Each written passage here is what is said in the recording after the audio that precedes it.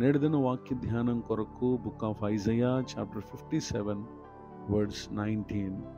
యెషయా గ్రంథం 57వ అధ్యాయము 19వ వచనంలో రాయబడిన ఆఖరి వాక్య భాగంలో, నేనే వారిని స్వస్థపరిచెదనని యెహోవా సెలవిచ్చుచున్నాడు. చదవబడిన ఈ వాక్య భాగంలోని దీవెన నా ప్రియులకు మీరు అందరూ పొందుదురుగాక. వాక్య ధ్యానం కొరకే ప్రార్థన.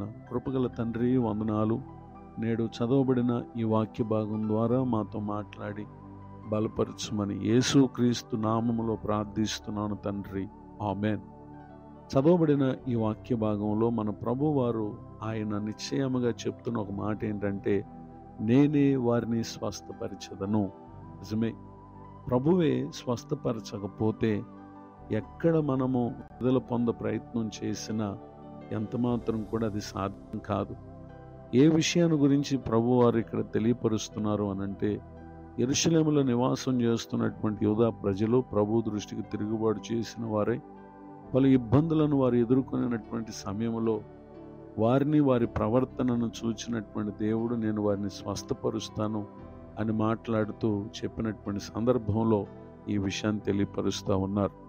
ఎప్పుడు ఆయన ఏ విధముగా వారి ప్రవర్తనను చూచారు, ఏ విధంగా ఉంటే ఆయన మనల్ని స్వస్థపరుస్తారు అనంటే, మనకు ఆయన శ్రమలను, బాధలను ఆయనకు అవిధేయులుగా మనం ఉన్నప్పుడు అనుమతించడంలో గల ముఖ్య కారణాన్ని మనం పరిశీలన చేస్తే, book of Job chapter 36 words 15-16, యోబు గ్రంథం 36వ అధ్యాయం 15-16 వచనాల్లో, శ్రమపడు వారిని వారికి కలిగిన శ్రమ వలన ఆయన విడిపించును, బాధ వలన వారిని విధేయులుగా చేయను, అంతేకాక బాధలో నుండి ఆయనను తప్పించును అని ఇక్కడ రాయబడింది. నిజమే, శ్రమలు, బాధలు దేవుని బిడ్డలకు లేక దేవుణ్ణి కాదనుకునే వారికి కూడా రావటానికి గల కారణం ఏంటంటే, నిశ్చయంగా వారు దేవునికి విధేయులు కావాలి.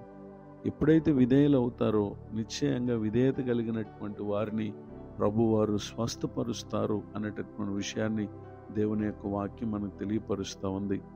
ఈ మాటలు వింటున్నటువంటి నా ప్రియ సహోదరి సహోదరులు, ప్రస్తుత కాలమందు మీరు ఏ ఏ విషయాల చేత బాధను అనుభవించుచున్నారో, ఒకవేళ అవి ప్రభు దృష్టికి హేయమైనటువంటి క్రియలలో మీరు పాలువారై ఒకవేళ దేవునికి దూరస్తులుగా ఉంటే, ప్రభు దగ్గర మనం పశ్చాత్తాపడి విధేయులమైతే నిశ్చయముగా ఆయన మన పరిస్థితులన్నిటిని బాగు చేస్తారు.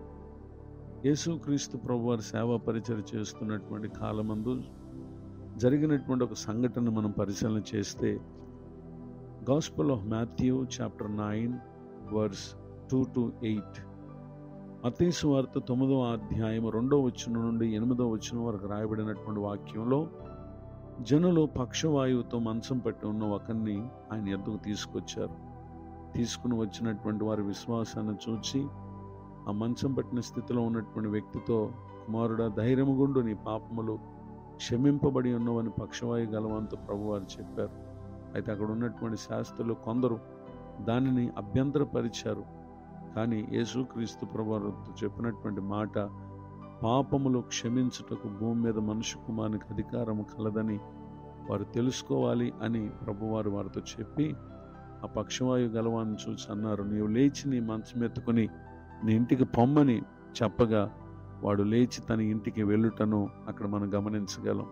అట్టి కార్యాన్ని చూచినటువంటి వారందరూ కూడా భయపడి మనుషులకు అట్టి అధికారం ఇచ్చినటువంటి దేవుణ్ణి వారు మహింపరిచారు. నిజమే, ఆ పక్షవాయువుతో బాధపడుతున్నటువంటి వ్యక్తి పలు విధములుగా అతడు వైద్య ప్రయత్నాలు చేసి ఉండొచ్చు. కానీ తనలో ఉన్నటువంటి పాపము తన దేహాన్ని బంధించి ఉండగా యేసుక్రీస్తు ప్రభు దగ్గరకు వచ్చినప్పుడు మాత్రమే అతడు స్వస్థత నొందటాన్ని ఇక్కడ మనం గమనించగలం. కొన్ని పరిస్థితులు పాడవటానికి కొన్ని కారణాలు ఉంటాయి. అయితే కారణాలు ఎన్ని విధములుగా ఉన్నా ప్రభువునొద్దకు మనం వస్తేనే ఆయన ఏ పరిస్థితినైనా బాగు చేస్తారు. ఈ మాటలు వింటున్నటువంటి నా ప్రియులకు మీరు అనుభవించుచున్నటువంటి ప్రతి ఇబ్బందులన్నీ ప్రభువునొద్దకు తీసుకురండి. దేవునికి విధేయులు కండి, ఆయనే స్వస్థపరిచెదనని సెలవిచ్చిన రీతిగా మన ప్రతి పరిస్థితులను బాగు చేస్తారు. ఈ దీవెనలకు నా ప్రియులకు మీరు పాత్రులు కావాలని కోరుతూ మీ కొరకు ప్రార్థిస్తూ ఈ మాటలు ముగిస్తున్నాను. ప్రార్థన. కృపగలిగిన మా తండ్రి, మీకు వందనాలు. నేడు విన్న ఈ మాటల ద్వారా మీ ద్వారానే మాకు స్వస్థత కలుగునని, బాగుపడుదుమని మేము నమ్ముతూ ఉన్నాం. నిశ్చయముగా ఈ మాటలు వింటున్న మా ప్రియులందరి స్థితిగతులను మీరు దర్శించి వారికి మేలు చేదురుగాక. నూతన సంవత్సర దయాకిరీటని దినం పొందిన వారిని దీవించండి. మీ పరిచయలో ప్రయాసపడుతున్న దైవ సేవకులను దీవించండి. ప్రతి కుటుంబానికి రావలసిన ప్రతి విధమైన మేలును మీ మహాకృపలు అనుగ్రహించి దర్శించమని యేసుక్రీస్తు నామములో ప్రార్థిస్తున్నాను తండ్రి, ఆమెన్.